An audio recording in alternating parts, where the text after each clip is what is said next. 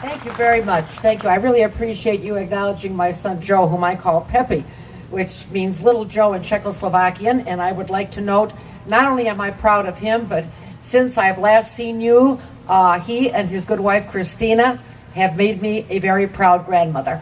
So I am now, and last time I saw the little girl, whose name is Alexandra, after Alexander the Great, no less.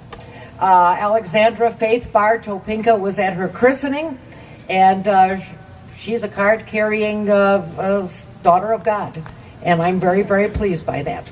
So I thank you very much again for having me been here, and I'm really sorry I could not take out Rod Blagojevich for you. I honestly tried as hard as I could. Someone had to take that guy out, and I told him when he was elected, look, you start, I'll be a good treasurer. I was to him, I was to George Ryan, I was to Jim Edgar. Good treasurer, 3 terms, always within budget, always played by the rules. I think if you ask anybody in the financial world how we ran our office, they will tell you it was really top flight and played according to the rules. But you know, when you got $27 million coming at you like a tsunami, and I told the guy, I said, you mess with money, I'm coming for you. And I did. And I was the only one who was willing to give up my office to take him out. And, sometimes you have to fight back. And that means you take risks and you put yourself out there. There's an old saying that says, when good men sit silent, evil prospers. And you know that that is true. They get away with murder. And the same thing's true of government. When good people sit back, spending and borrowing and taxes go way up. And we have been standing on the side way too long. All right?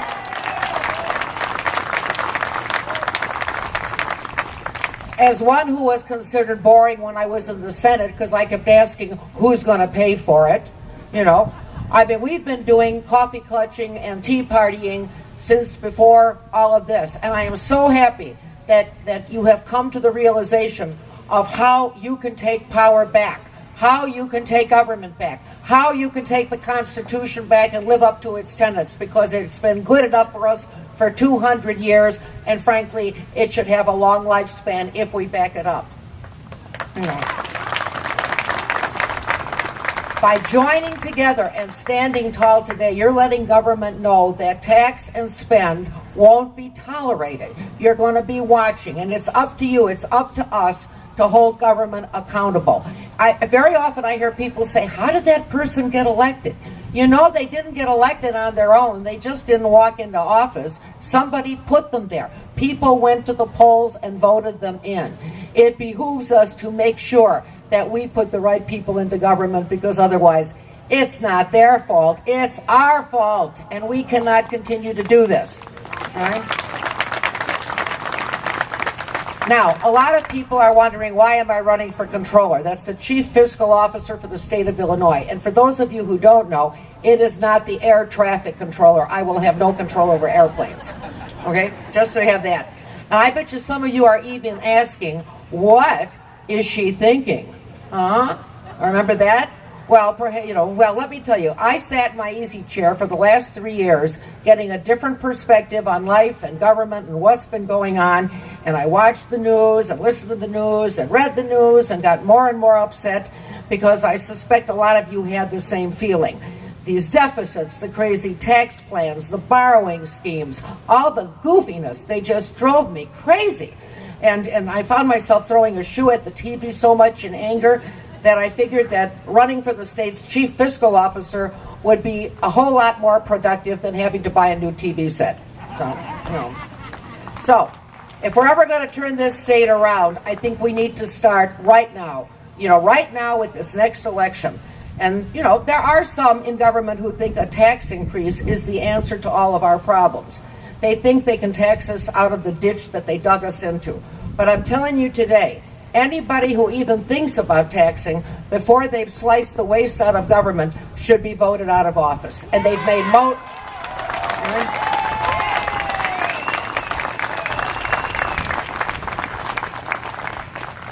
And you know what? I don't care what party they come from, including my own.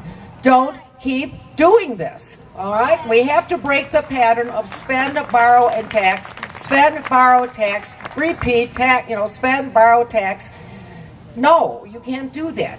And we created one of the largest deficits in the country, the worst funded pension fund in the nation, and even worse, we've produced an unstable environment that has chased the jobs out of Illinois. I mean, think about this. If you were going to locate a company here in the state of Illinois, would you really come to a state that has a track record of corruption, a constant threat of tax increases, even if they don't come to pass? It's always hanging over everybody. And such an erratic government where we don't know from day to day where it's going? And of course not. You wouldn't, and business won't do it either. You know, it's not a surprise in the statistic that Illinois is number 48 out of 50 in job creation. Who in their right mind wants to come to this mess that we've created here? It's not enough just to complain. It is time to set things right, which means stop and cut spending now. Now. Right? I have a plan that will cut $2 billion from the budget just through common sense reforms. You won't feel it because we're just throwing that money down the black hole. I've talked to legislators and we can actually put that together. And if I'm elected, I'm going to have a SWAT team of financial experts that scrutinize every contract that comes through the controller's office to be paid. Every contract. Right? You know, I think our Auditor General is one super guy. Bill Holland is absolutely great. But by the time it gets to him, the money's been expended and you can't get it back. So we want to do it on the front end before the horse is out of the barn. And I think we can stop no-bid contracts and secret deals right there in the controller's office. You know, other states have done this, and they've saved about 3% doing it. For Illinois, that would translate into around $300 million right there, which is a nice chunk of change just for running government the right way. You know, I mean, my goodness. So I will be watching over state spending. And almost every dollar, you know, that gets spent in the state of Illinois goes to the controller's office. And you really need a cheap so-and-such to watch that office, someone who is cheap by nature. I mean, it's oftentimes, you know, a laughable matter that I make I squeeze the nickels so hard the buffalo gets sore feet. And we did that in the treasurer's office. We proved you could run a good, clean operation. We proved you could do it within budget. We also proved you could give money back to people. Think of that. All of that. It can be done. It can be done. There is nothing that says that corruption and Illinois government walk hand in hand. It's not in our water, okay? We can fight it and we can do it. So thanks again for inviting me today. Thanks to all of you for doing what you're doing to hold government more accountable. You're obviously not taking the easy way out.